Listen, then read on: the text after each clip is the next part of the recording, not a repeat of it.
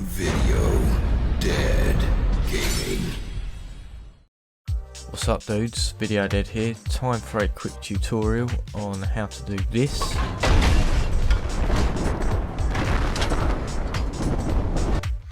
In Sony Movie Studio or Sony Vegas, whichever version you have, as long as you have the lens flare plugin, this should work.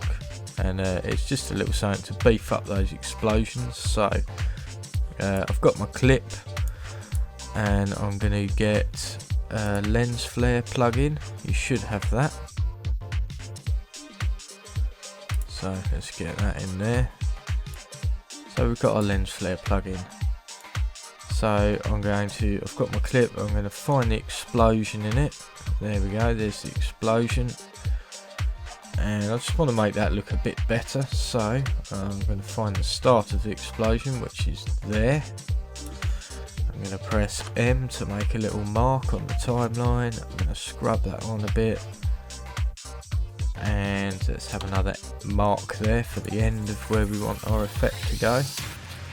So back to the lens flare plugin. I've got a little preset here called custom orange. I mean, it's just basically 35mm lens type with a sort of orangey tint to it, and it makes this nice orange ring that we see here. And yeah, that's basically how you're going to beef up your explosion, but we need to automate that using keyframes. Now if you've been using Sony Vegas to edit, then hopefully you know what keyframes are. If you need a tutorial on keyframing, leave a comment and I might think about it. I don't get a lot of time for this stuff, or find another one on YouTube, I'm sure there's plenty. So right, we go to light position here, we open that up and we move our corona, I suppose we'd call that, around. Yeah, so we have that, so it's over the explosion.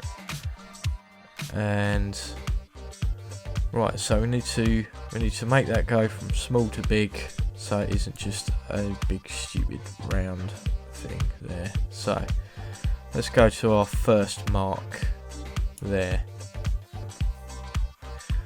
Now there's some of the parameters we're going to fiddle with down here are intensity and size, and they're the only ones really. So on our first mark, alright, first off let's open up a little animate tab for size and intensity. Right, so they're being animated now.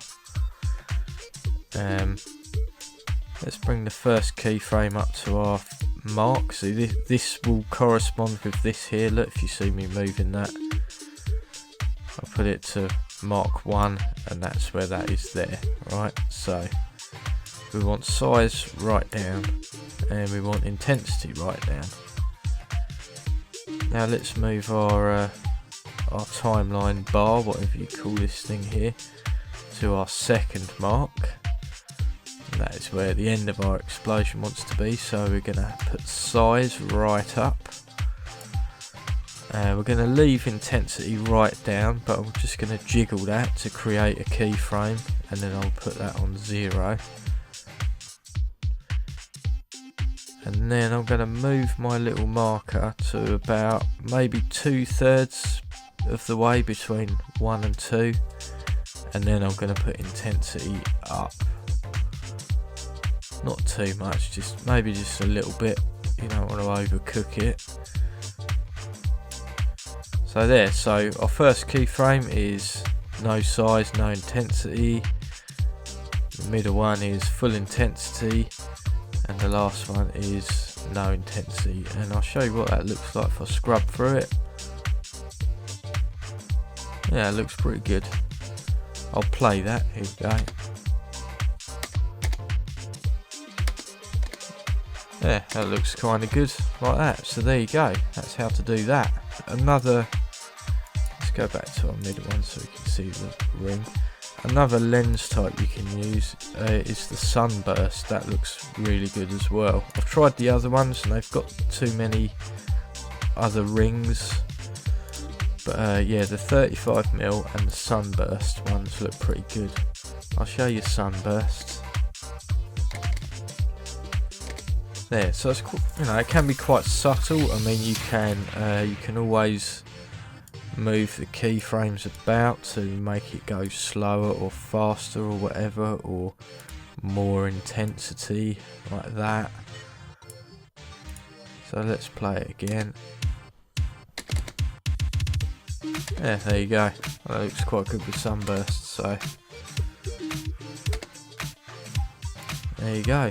So yeah, tell me what you think, guys. If that looks good, if it looks rubbish, will you use it in any of your montages? All honest criticism is welcome. Yeah, leave your comments, and thanks for watching. Also, I will leave links to other tutorials that I've done in the description. Thanks for watching anyway, guys. Bye bye.